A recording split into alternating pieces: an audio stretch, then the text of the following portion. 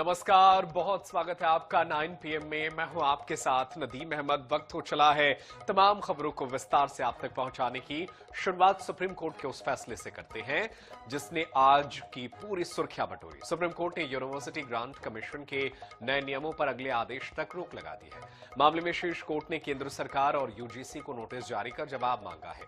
साथ ही नियमों का ड्राफ्ट फिर से तैयार करने के निर्देश दिए हैं। याचिका पर सुनवाई के दौरान chief justice of India Suryakant ने कहा कि इसके प्रावधान स्पष्ट नहीं है और इनका दुरुपयोग हो सकता है। सीजेआई ने केंद्र से पूछा, हमने जाति विहीन समाज की दिशा में कितना कुछ हासिल किया है, क्या अब हम उल्टी दिशा में चल रहे हैं? कोर्ट ने कहा, पीड़ितों को न्याय से वंचित नहीं किया जा सकता। मामले की अगली सुनवाई अब 19 मार्च को होगी। आपको बता दें कि यूजीसी के नए नियमों को लेकर स्वर्ण समाज ने देश भर में प्रदर्शन किया था। इसके बाद से सुप्रीम कोर्ट में सुनवाई हुई और कोर्ट ने रोक लगा दी।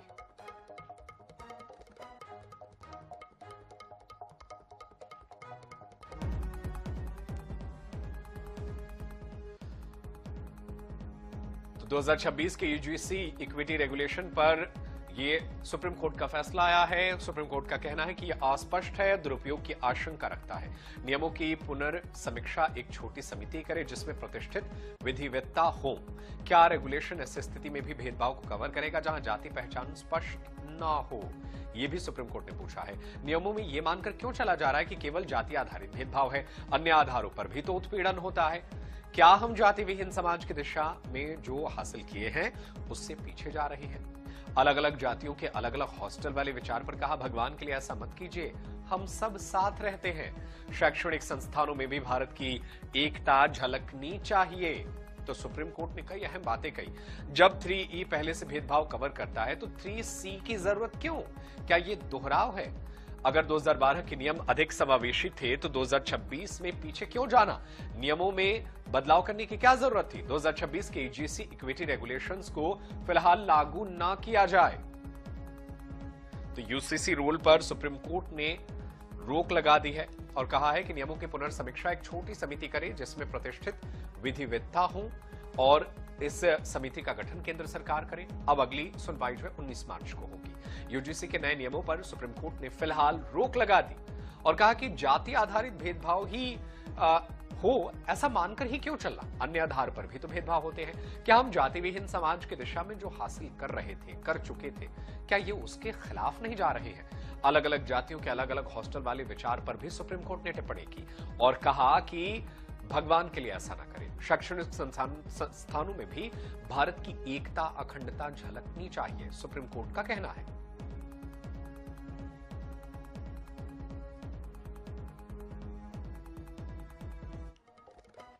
तो सुप्रीम कोर्ट ने यूजीसी पर रोक लगा दी है।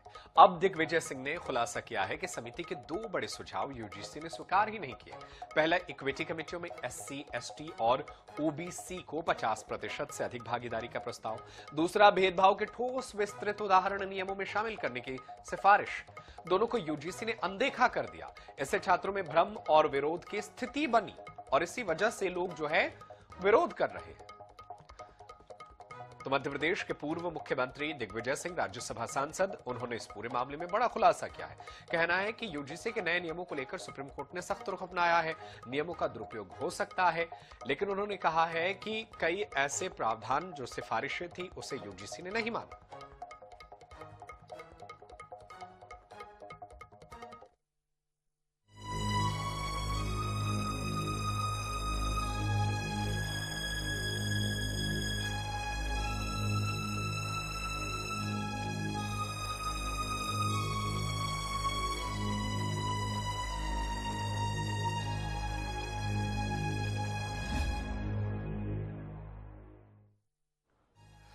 तो अब बात करते हैं मध्य प्रदेश, माफ करें, महाराष्ट्र के उप मुख्यमंत्री अजीत पवार से जुड़ी। दरअसल आज वो पंचतत्वों में विलीन हो गए हैं। महाराष्ट्र के डिप्टी सीएम अजीत पवार बारामती में राजकीय सम्मान के साथ उनका अंतिम संस्कार किया गया। अजीत दादा की आखिरी यात्रा में शामिल होने के लिए हजारों लोग पहुंचे। केंद्रीय गृह मंत्री अमित शाह, नितिन गडकरी, महाराष्ट्र के मुख्यमंत्री देवेंद्र फडणवीस, पूर्व केंद्रीय मंत्री शरद पवार समेत कई दिग्गज नेताओं ने श्रद्धांजलि दी। बता दें कि बुधवार को बारामती एयरपोर्ट पर लैंडिंग के दौरान उनका चार्टर्ड प्लेन क्रैश हो गया। हादसे में पवार के सुरक्षाकर्मी, 2 पायलट और एक महिला क्रू मेंबर समेत 5 लोगों की मौत हो गई। हादसे की वजह लो विजिबिलिटी बताई जा रही है। हादसे के बाद साजिश को लेकर भी सवाल उठे। हालांकि शरद पवार का कहना है कि इस पर राजनीति ना की जाए, ये एक हादसा था। तो ये 6 तस्वीरें आज महाराष्ट्र की सियासत में हमेशा के लिए अमर हो गई। शरद पवार, सुनेत्रा पवार, नितिन नबीन, अमित शाह, देवेंद्र फडणवीस, एकनाथ शिंदे, तमाम देश की सियासत के बड़े नेता, कद्दावर नेता पहुंचे थे बारामती में। इसके अलावा प्रमोद सावंत, रितेश देशमुख, छगन भुजबल, रामदास आठवले, तो ये तमाम लोग जो है पहुंचे थे अजीत पवार को श्रद्धांजलि अर्पित करने। बारामती में उनको आज पंचतत्व में विलीन किया गया। उनके बेटे पार्थ पवार ने मुखाग्नि दी और ये 5 तस्वीरें, विमान हादसे की जगह की तस्वीर, हादसा सीसीटीवी में कैद भी हुआ था।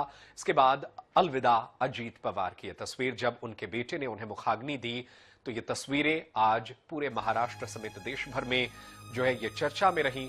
बड़े कद्दावर नेता, महाराष्ट्र की सियासत का बड़ा नाम, पवार परिवार का एक बड़ा चेहरा अजीत पवार, जिनके कंधों पर पार्टी की एक बड़ी जिम्मेदारी थी। लेकिन अचानक जब वो बारामती पहुंचते हैं, इस दौरान 100 मीटर के फासले पर उनका चार्टर्ड विमान क्रैश हो जाता है और इस दर्दनाक हादसे में उनकी दुखद मौत हो गई। इसके बाद से आज उन्हें श्रद्धांजलि दी गई। केंद्रीय गृह मंत्री अमित शाह सरकार की तरफ से वहां पहुंचे और उन्होंने पुष्प चक्र अर्पित कर श्रद्धांजलि अर्पित की। इस दौरान लाखों लोग बारामती में पहुंचे और अपने नेता अजीत दादा पवार को याद किया।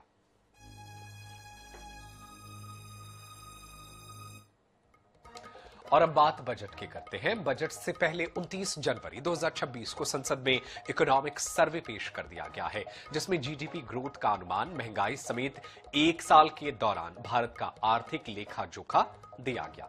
केंद्रीय वित्त मंत्री निर्मला सीतारमण ने बजट सत्र के दौरान लोकसभा में आर्थिक सर्वेक्षण 2025-26 पेश किया है। वित्त वर्ष 2027 में भारत की जीडीपी ग्रोथ का अपर रेंज 7.2 अनुमान लगाया गया है। वहीं सबसे लोअर रेंज की बात करें तो सरकार का कहना है कि 6.8% यह अनुमान रहने वाला है। जीडीपी में तेजी के पीछे मजबूत घरेलू डिमांड को बड़ा कारक माना गया है। वहीं आर्थिक सर्वे में एआई को लेकर पहली बार अलग से चैप्टर बना है, यानी नई टेक्नोलॉजी पर आने वाले दिनों में सरकार को पूरा फोकस रहने वाला है। भारत के आर्थिक सर्वेक्षण 2025-26 में वैश्विक अनिश्चितता के बीच घरेलू मांग से प्रेरित वित्त वर्ष 2026 के पहले अनुमान में 7.4% का मजबूत ग्रोथ की डिटेल दी गई है। यह बुनियादी ढांचे के विस्तार, राजकोषीय विवेकशीलता और लचीलेपन के लिए सुधारों पर जोर देता है। वैश्विक अनिश्चितता को देखते हुए आर्थिक सर्वेक्षण में बड़े पैमाने पर इसका जिक्र किया गया है, ताकि भारतीय अर्थव्यवस्था पर ग्लोबल प्रभावों को कम किया जा सके। तो एआई के लिए इस बार खास रहने वाला है। इसमें एक अलग चैप्टर रखा गया है। एआई पर पहली बार अलग से अध्याय होने वाला है। वैश्विक अनिश्चितता का सर्वे में जिक्र किया गया है और जैसे सोने चांदी के भाव बढ़ रहे हैं, इससे बिल्कुल अर्थव्यवस्था पर असर पड़ने वाला है, तो इसको लेकर भी खास जिक्र किया गया है। आर्थिक सर्वे पेश किया गया संसद में। इससे वित्त मंत्री निर्मला सीतारमण ने पेश किया और बताया कि किस तरीके से भारत की जो ग्रोथ रेट है 6.8 से 7.2% के बीच रहने वाला है। मजबूत घरेलू मांग से अर्थव्यवस्था की मजबूती बनी रहेगी और वही एआई की जो दुनिया है उस पर भी सरकार का खास ध्यान रहने वाला है। सीएडी पर निर्भरता के कारण रुपए का मूल्य कम हुआ है। मुख्य स्थिरता के लिए विनिर्माण निर्यात आवश्यक है। जीएसटी सुधारों पर अगला चरण ई वे बिल प्रणाली पर केंद्रित हो सकता है। तो सरकार विकास के आसपास जोखिमों का संतुलन मोटे तौर पर समान है, इस पर ध्यान दे रही है। मजबूत घरेलू मांग से भी सरकार को उम्मीद है। अमेरिकी टैरिफ के बीच रुपए का कम मूल्य होना दुख की बात नहीं है। सरकार का कहना है इसे पटाया जाएगा, इसको कम करने की कोशिश की जाएगी। महंगाई आकलन पर प्रभाव डालने के लिए सीपीआई आधार वर्ष में संशोधन होगा। रुपए का मूल्यांकन भारत की अर्थव्यवस्था के बुनियादी सिद्धांतों को सटीक रूप से नहीं दिखा रहा है। मांग लचीली, निजी निवेश के इरादे में सुधार की उम्मीद है सरकार को। तो वैश्विक जोखिम प्रबंधन वर्कफोर्स नीति विश्वसनीयता अवश्य रखनी चाहिए। आज आर्थिक सर्वेक्षण पेश किया गया। इसी साल अमेरिका के साथ व्यापार वार्ता पूरी होने की उम्मीद है और यूरोपीय यूनियन के साथ भी बेहतरीन डील हुई है। इससे भी भारत की अर्थव्यवस्था पर असर पड़ेगा। ट्रैक पर फिस्क करना वैश्विक स्थिति भारत के लिए तत्काल माइक्रो इकोनॉमिक तनाव पैदा नहीं करती है। वित्त मंत्री का कहना है कि वैश्विक परिस्थितियां भारत के लिए बाहरी अनिश्चितताओं में बदल जाती है। मजबूत घरेलू मांग से अर्थव्यवस्था मजबूत रहेगी। आंकड़ों से पता चलता है कि हाल के सुधारों के दौर में अर्थव्यवस्था की गति मजबूत हो रही है। विदेशी निवेशकों की भारतीय बाजार से निकासी को लेकर भी चिंता जताई गई है। सरकार ने इस पर चिंता जताई है। इस बार आर्थिक सर्वेक्षण में कुल 16 चैप्टर रखा गया है।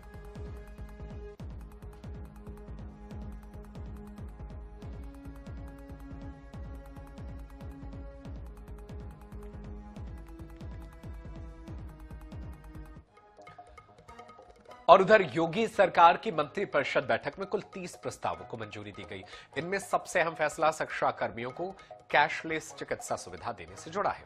इस फैसले से प्रदेश के 11,95,391 शिक्षाकर्मी और उनके आश्रित परिवार लाभान्वित होंगे। योजना पर 358 करोड़ रुपए का कुल खर्च आएगा। कैबिनेट ने बेसिक और माध्यमिक शिक्षा विभाग के शिक्षकों के साथ अन्य कर्मियों के कैशलेस इलाज के प्रस्ताव पर मुहर लगा दी है। इनमें शिक्षकों और उनके परिवारों को कैशलेस इलाज की सुविधा देने से जुड़ा प्रस्ताव भी था, जिसमें करीब 10 लाख शिक्षक, शिक्षा मित्र, अनुदेशक और रसोइयों का इसका लाभ मिलेगा। इसके साथ ही उत्तर प्रदेश के बजट सत्र की तारीख पर भी मुहर लग गई है। उत्तर प्रदेश विधानमंडल का बजट सत्र जो है वो 9 फरवरी से शुरू होगा। 11 फरवरी को उत्तर प्रदेश का बजट पेश किया जाएगा। तो कैबिनेट में आज कई प्रस्तावों को मंजूरी दी गई। 8 लाख से अधिक शिक्षकों, शिक्षा मित्रों को इसका लाभ मिलेगा। मध्य प्रदेश में एक बार फिर ओबीसी आरक्षण की सुनवाई टल गई है। सरकार की ओर से किसी के भी कोर्ट में हाजिर नहीं होने से यह सुनवाई टल गई। मध्य प्रदेश सरकार की ओर से कोई भी वकील कोर्ट में खड़ा ही नहीं हुआ। सरकार के इस रवैये पर सुप्रीम कोर्ट ने चिंता जताई है। दरअसल मध्य प्रदेश सरकार ने सॉलिसिटर जनरल के साथ 4 सीनियर एडवोकेट को हायर किया हुआ है। अब अगले हफ्ते बुधवार तक यानी कि 4 फरवरी तक सुनवाई टल गई है। आज 6वें नंबर पर ओबीसी आरक्षण का केस लिस्टेड था। पिछले हफ्ते भी नंबर न आने के चलते सुनवाई नहीं हो पाई थी। पिछली बार भी प्रदेश कोई पहल नहीं की गई थी। बता दें कि राज्य सरकार ने हाईकोर्ट से ओबीसी आरक्षण से जुड़े सभी प्रकरण सुप्रीम कोर्ट में ट्रांसफर करवा दिए थे। आरोप है कि 27% ओबीसी आरक्षण लागू करने के दबाव से बचने के लिए ऐसा किया गया है। सरकार भर्ती विज्ञापनों में ओबीसी को 27% आरक्षण देने की बात तो कर रही है, लेकिन नियमों के विरुद्ध 13% पदों को होल्ड किया जा रहा है। और जब सुप्रीम कोर्ट में सुनवाई की बारी आई तो आज सरकार की तरफ से कोई भी वकील सुप्रीम कोर्ट में खड़ा ही नहीं हुआ। ऐसे में सुनवाई कैसे होती? सुप्रीम कोर्ट के वकीलों ने चिंता जताई और इस पूरे मामले में आगे का डेट दे दिया है। देखना होगा कि अगली डेट पर सरकार का नुमाइंदा, सरकार के वकील कोर्ट में खड़े होते हैं या नहीं। फिलहाल ओबीसी आरक्षण की सुनवाई आगे टाल दी गई।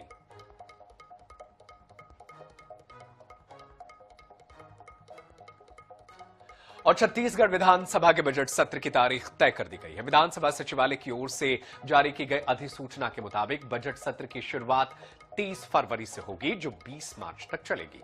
इस दौरान विधानसभा में कुल 15 बैठकें आयोजित की जाएंगी। सत्र के पहले दिन राज्यपाल रमेन डेका सदन को संबोधित करेंगे। उनके अभिभाषण के बाद बजट सत्र की औपचारिक शुरुआत होगी। राज्यपाल अपने संबोधन में सरकार की नीतियों, उपलब्धियों और योजनाओं की जानकारी देंगे। बजट सत्र के दौरान राज्य सरकार वित्तीय वर्ष के आय व्यय का विवरण सदन में प्रस्तुत करेगी। इसके साथ ही विकास कार्यों, जनहित से जुड़े मुद्दों और सरकारी योजनाओं पर विस्तार से चर्चा होगी। इस सत्र में नए विधेयकों के साथ साथ अनुपूरक बजट पर भी विचार किया जा सकता है। माना जा रहा है कि कई अहम मुद्दों को लेकर सत्ता पक्ष और विपक्ष के बीच तीखी बहस देखने को मिल सकती है। बजट सत्र को लेकर सभी राजनीतिक दलों ने अपनी तैयारियां शुरू कर दी है।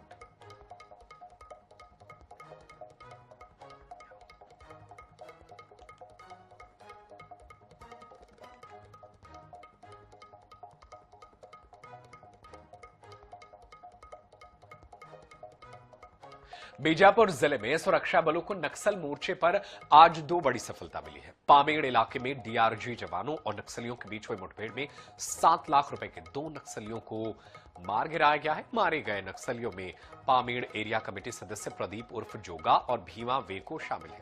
मुठभेड़ स्थल से AK-47, एक राइफल और अन्य सामग्री बरामद की गई है। बताया जा रहा है कि इलाके में सशस्त्र नक्सलियों की मौजूदगी की सूचना पर DRG ने ऑपरेशन शुरू किया था। वहीं दूसरी ओर लंकापल्ली मार्ग पर BDS के जवानों ने 20 और 30 किलोग्राम वजनी 2 IED बरामद कर उन्हें सुरक्षित रूप से नष्ट कर दिया है। बता दें कि इन कार्रवाइयों से नक्सलियों की बड़ी साजिश नाकाम हुई है।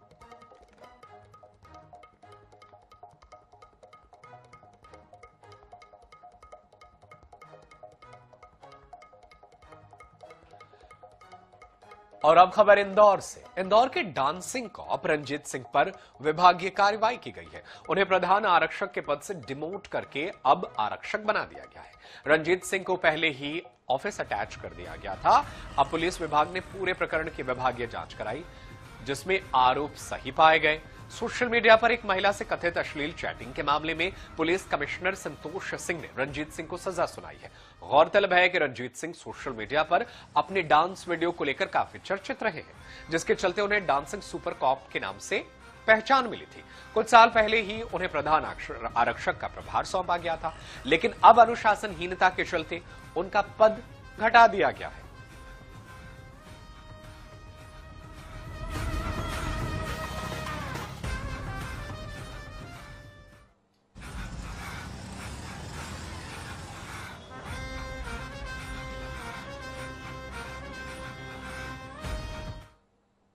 DCP हेडक्वार्टर पका फरियाद सब के द्वारा एक आदेश जारी किया गया, जिसमें जो प्रधान आरक्षक 146 रंजीत सिंह, जिनको भी 2021 में कार्यवाहक प्रधान आरक्षक बनाया गया था, उनको मूल पद आरक्षक में वापस लेते हुए उनको आरक्षक बनाया गया। देखिए, इसमें कुछ अनुशासनहीनता की बात सामने आई थी। कुछ सोशल मीडिया प्लेटफॉर्म पे कुछ तरह की रील्स आई थी, कुछ तरह के मैसेज आए थे। उसकी ऑलरेडी पद से विभागीय जांच चल रही है। गुरुवार को मुख्यमंत्री डॉक्टर मोहन यादव मंदसौर जिले के मल्हारगढ़ के दौरे पर पहुंचे। इस दौरान उन्होंने सिंगल क्लिक के माध्यम से प्रदेश के 1,17,000 किसानों के खातों में सोयाबीन भावांतर योजना के चौथी किश्त के रूप में 200 करोड़ रुपए ट्रांसफर किए। इस अवसर पर उन्होंने करोड़ों रुपए के विकास कार्यों का भूमि पूजन भी किया। सीएम ने बताया कि अब तक किसानों को भावांतर योजना के तहत करीब 1500 करोड़ रुपए दिए जा चुके हैं। साथ ही भविष्य में सरसों और मूंगफली को भी योजना में शामिल किया जाएगा। इसके बाद सीएम ने मंदसौर में 25 करोड़ रुपए की लागत से बने पशुपतिनाथ लोक का लोकार्पण कर पूजा अर्चना की। तो मंदसौर पहुंचे मुख्यमंत्री डॉक्टर मोहन यादव, यहां पर करोड़ों की सौगात दी। उन्होंने मुख्यमंत्री डॉक्टर मोहन यादव ने 200 करोड़ रुपए किसानों के खातों में ट्रांसफर किए। सरसों मूंगफली को जोड़ने का भी ऐलान किया है। आगामी सिमस के पूर्व इस मंदिर के जीर्णोद्धार का लोकार्पण, ये बड़ा आंकड़ा है। 74 करोड़ रुपया मंदसौर के लिए मिला है, जो सिमस के विभिन्न विकास कार्यों को पूरा करेगा। और लगेगा सरकार। आपने शिवना शुद्धिकरण की बात कही थी।